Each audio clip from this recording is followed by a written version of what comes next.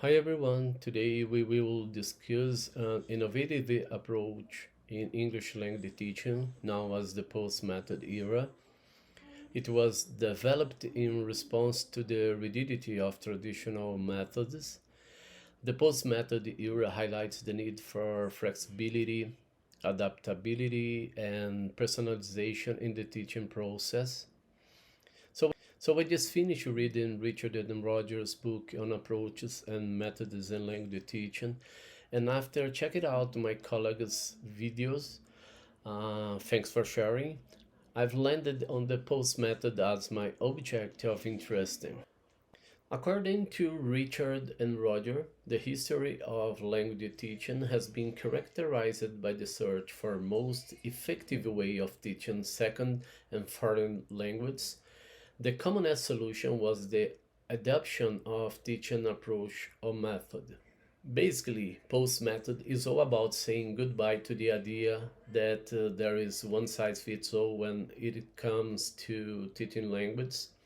Instead, it's about being flexible and adaptable, mixing and matching teaching strategies based on what works for your students and your teaching goals. Lately, there has been this cool shift in language teaching, moving away from the old school idea of having a fixed method. Now, teachers are being encouraged to create their own approach, something that's systematic, coherent, and relevant to their unique situation. It's not just about finding an alternative method, it's about embracing teacher autonomy. And just to be clear, this isn't like eclectic teaching where you pick up and choose from different methods. It's a whole new level of freedom and creativity in the teaching game.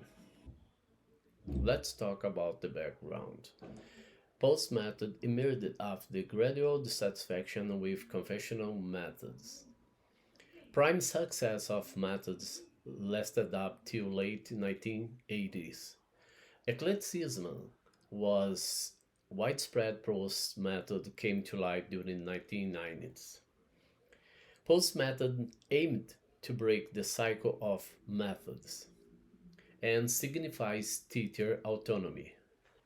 Approaches and methods can still be used, studied, and selectively mastered in order to learn how to use different approaches and methods and understand when they might be useful.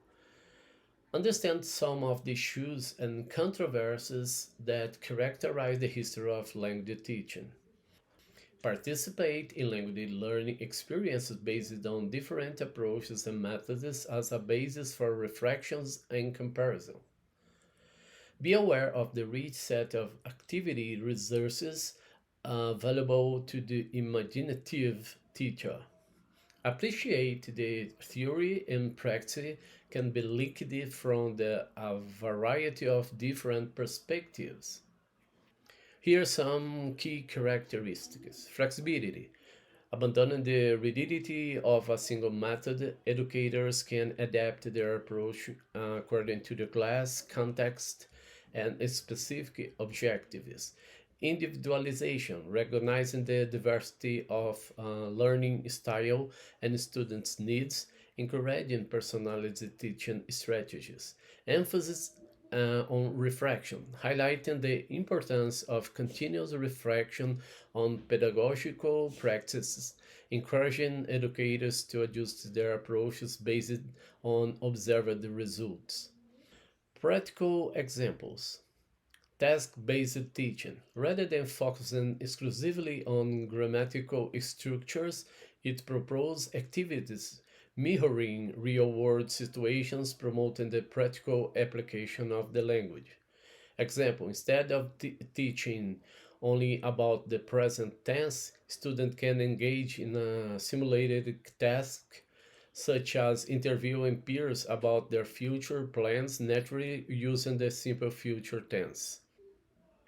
In summary, the post-method era in language teaching aims to break free from the limitations of traditional approaches, promoting a more dynamic, reflective, and personalized practice.